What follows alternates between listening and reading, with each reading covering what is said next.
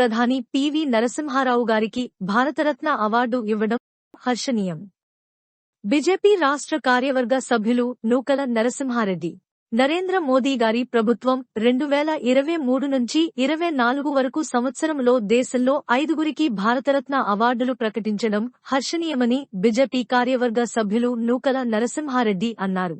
సుదీర్ఘ రాజకీయ చరిత్ర కలిగిన ఎల్కే అద్వానీ, బీహార్ మాజీ ముఖ్యమంత్రి కర్పూరీ ఠాకూర్, ఎంఎస్ స్వామినాథన్, చౌదరి చరణ్ సింగ్ మరియు తెలుగు బిడ్డ దేశ ప్రజల కొరకు ఎనలేని సేవలు అందించిన మహనీయుడు పివి నరసింహారావు గారికి అవార్డు ప్రకటించి వారి కుటుంబ సభ్యులకు నేడు ప్రధానమంత్రి చేతుల మీదుగా భారతరత్న అవార్డును అందజేసి కుటుంబ సభ్యులను అభినందించడం జరుగుతుందని తెలిపారు.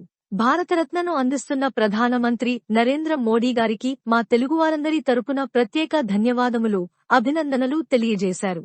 ఈ సందర్భంగా మీడియా సమావేశం అనంతరం స్వీట్లు పంచి సంబరాలు జరుపుకున్నారు.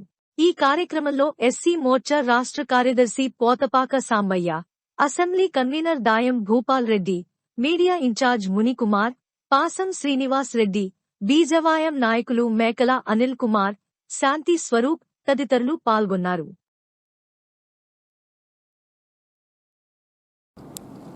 ఇంతకంటే మించిన పురస్కారం లేదు ఈ దేశంలో. అనేక పురస్కారాలు ఉన్నప్పటికీ హైయెస్ట్ రివార్డ్ భారత 1954లో ప్రారంభించారు భారతరత్న పురస్కార అవార్డు. ఇప్పటి వరకు భారతదేశంలో 53 మందికి భారతరత్న పురస్కారం ఇచ్చారు. చివరి మనందరికీ తెలుసు, పివి నరసింహారావు గారు కాంగ్రెస్ పార్టీలో గాంధీ నెహ్రూల కుటుంబానికి సంబంధం లేకుండా ఒక తెలుగు బిడ్డ ప్రధానమంత్రిగా పనిచేశారు. దేశం అతి ఒక క్లిష్ట పరిస్థితుల్లో ఉన్నప్పుడు 1991లో మైనారిటీ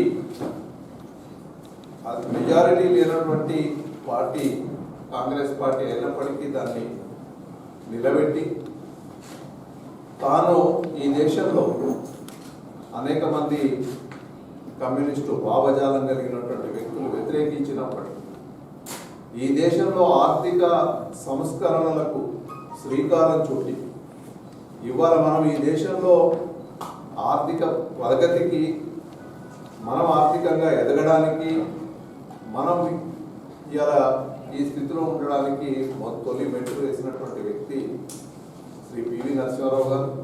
మన తెలంగాణ బిడ్డ.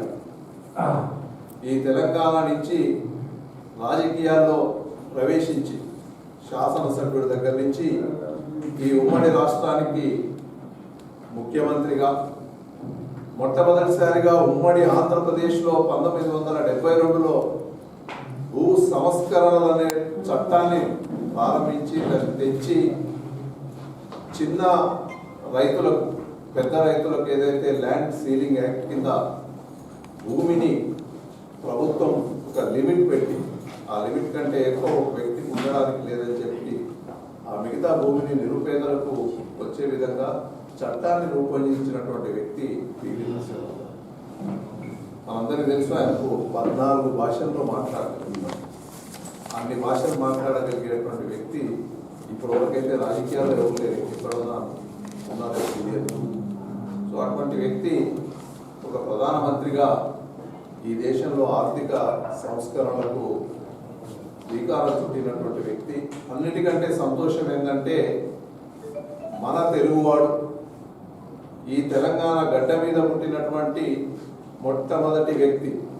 ఈ దేశ చరిత్రలో 1954 నుంచి ఇప్పటి వరకు భారతరత్న వచ్చినటువంటి తెలుగువాడు లేడు. అటు ఆంధ్రప్రదేశ్ ఉమ్మడి రాష్ట్రంలో కానీ, ఇప్పుడున్న ఆంధ్రప్రదేశ్ తెలంగాణలో ఈ ప్రాంతంలో కానీ ఎవరికి రాలేదు.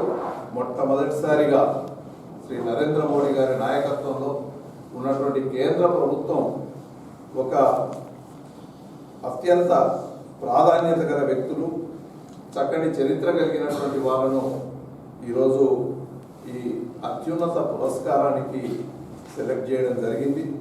ఇందులో ఒక్క ఎల్కే అద్వానీ గారు మాత్రమే జీవిత కాలంలో ఈ పురస్కారాన్ని అందుకోబోతున్నారు. మిగతా నలుగురు కూడా వారి తదనంతరమే ఈ అవార్డు వస్తుంది. వారి కుటుంబ సభ్యులకు ఈ పురస్కారాన్ని అందజేయగలుగుతారు. మీ అందరికి కూడా శుభాభినందనలు తెలుపుతున్నాను. మొట్టమొదటిసారిగా మన ప్రాంతంలో జరిగించినటువంటి మన తెలంగాణ బిడ్డకు ఈ భారతరత్న అవార్డు రావడం